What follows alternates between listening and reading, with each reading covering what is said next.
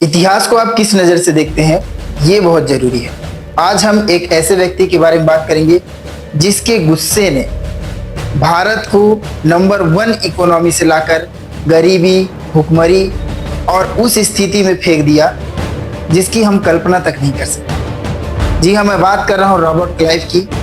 कैसे क्लाइव ने अपने लाइफ को सरवाइव किया, कैसे भारत को अंग्रेज़ों को जीत कर दिया और आज जो हम इंडिया देखते हैं इस तरह से गुलामी झेल कर इंडिया बना है, उसके बारे में आज बात करें। दोस्तों, ये जर्जर और वीरान जगह जिसे देखकर आपको कोई भूथा शहर का याद आता होगा, शायद आप आज इसे देखकर हैरान हो जाएंगे। आज ये आलीशान इमारतों से घिरा हुआ शहर कभी बेजान और जर्जर हुआ करता था। इस खूबसूरत दिखने वाले नज़ारे के पीछे लाखों की मौत और लंबे अरसे तक की लूट का पैसा शामिल है।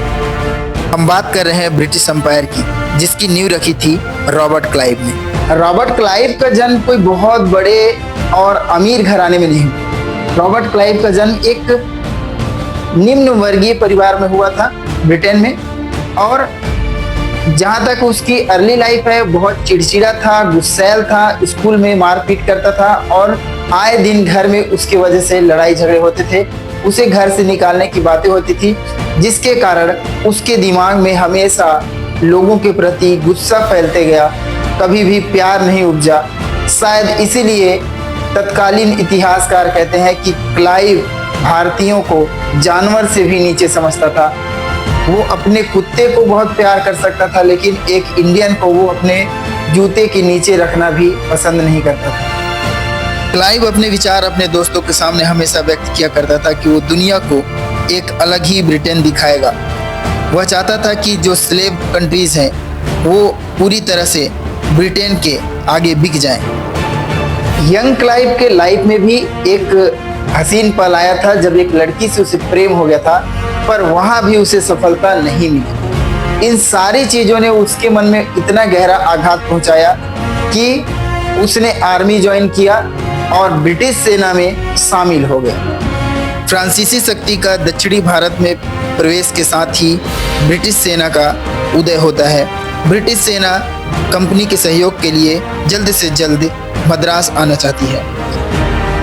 लगातार एंग्लो फ्रेंच युद्ध होते हैं और यहाँ होनहार क्लाइव धीरे से क्लर्क के पद से बढ़कर सार्जेंट मेजर बन जाता है। क्लाइव के नेतृत्व में ब्रिटिश हुकूमत अपना जो रुतबा कायम करती है, शायद वो अन्य किसी भी गवर्नर जनरल या सार्जेंट की मदद से नहीं हो पाया। इसलिए क्लाइव का योगदान जितना आप देखते हैं उतना किसी भी अन्य गवर्नर का योगदान नहीं है।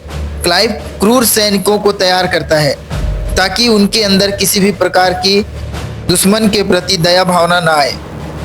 वैसे तो वो ब्रिटिश सेना में सिर्फ एक क्लर्क था, लेकिन उसके मन में जो ख्याल उपज रहे थे वो पूरे ब्रिटिश या कहा जाए तो पूरी कंपनी को भारत पर राज करने के लिए काफ़ी प्लानिंग उसके मन में चलती रहती थी। क्लाइव को मौका तब मिला जब सिराजुद्दौला ने लगभग 150 लोगों को एक छोटी सी बंद काल कोठरी में डाल दिया और अली नगर में उनकी लगभग सभी लोगों को मृत्यु हो गई। 26 लोग बचे, जिसमें एक हॉलवेल था।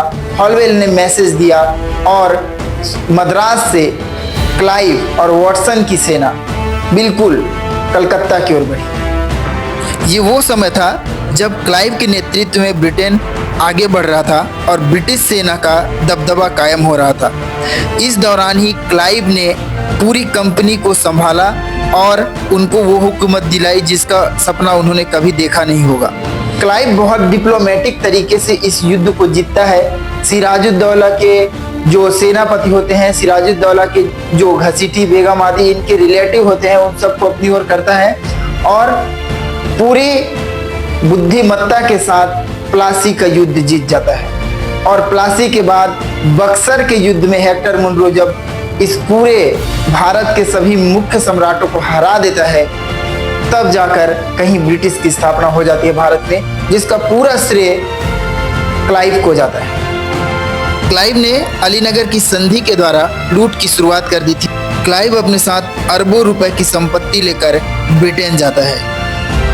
भारत में निर्मम लूट की शुरुआत क्लाइव करता है। दूसरी तरफ फ्रांसीसी शक्ति का पतन होता है और ब्रिटिश सेना पूरी तरह से भारत को विजित कर लेती है, जहां फ्रेंच का नामो निशान मिट जाता है और कंपनी पूरे भारत पर कब्जा कर लेती है। दादा भाई नौरोजी अपने book the un British rule of India में कहते हैं कि किस तरह से अंग्रेजों ने 45 ट्रिलियन डॉलर पैसे का एक तरफा धन निकास ब्रिटेन की ओर किया। जो आज डेवलपमेंट आप देखते हो ब्रिटेन में, पहले ये ब्रिटेन एक एग्रीकल्चरल लैंड था, यहाँ सिर्फ कृषि की जाती थी, इंडस्ट्री का नामो निशान नहीं था। लेकिन भारत को एक तरफा लूट कर 45 ट्रिलियन अनुमानित है 45 ट्रिलियन डॉलर भारत से उगाही किया है ब्रिटेन ने अपनी तरफ। इसे ड्रेन ऑफ वेल्थ कहा दादा भाई नौरोजी ने, और तत्कालीन इतिहासकारों ने कहा कि भारत से एक तरफा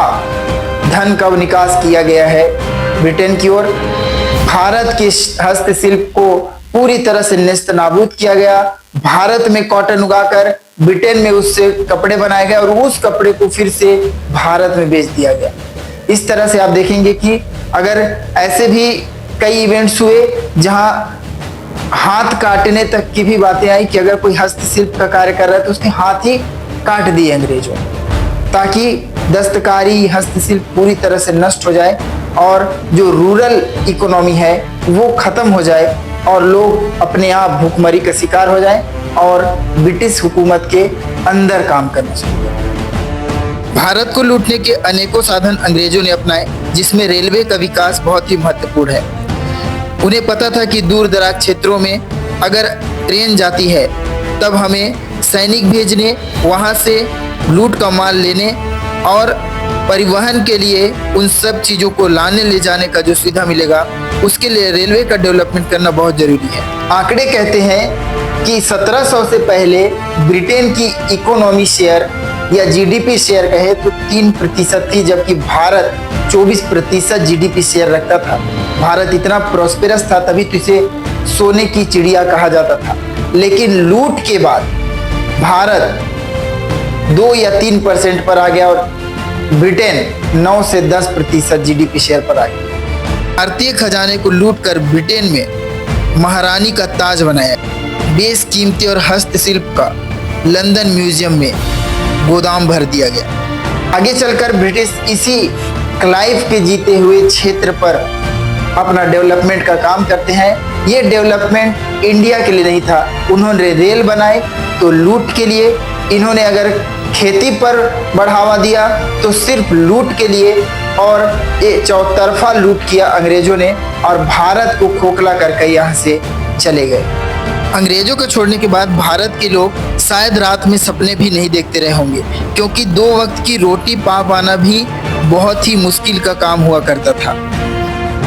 अगर आप इतिहास को आज के राजनीतिज्ञों के अनुसार ना देखें तब आपको दिखाई देगा कि अगर नेहरू जैसा विजनरी नेता नहीं होता तो शायद हम जो इंडिया देख रहे हैं वो इतना डेवलप नहीं होता।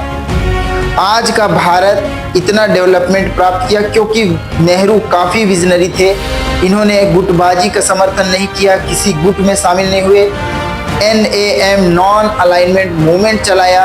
और आज जो आप भारत देखते हैं कि रसिया और अमेरिका किसी के भी पक्ष में भारत नहीं है, इजराइल और फिलिस्तीन किसी को भी भारत समर्थन नहीं करता है।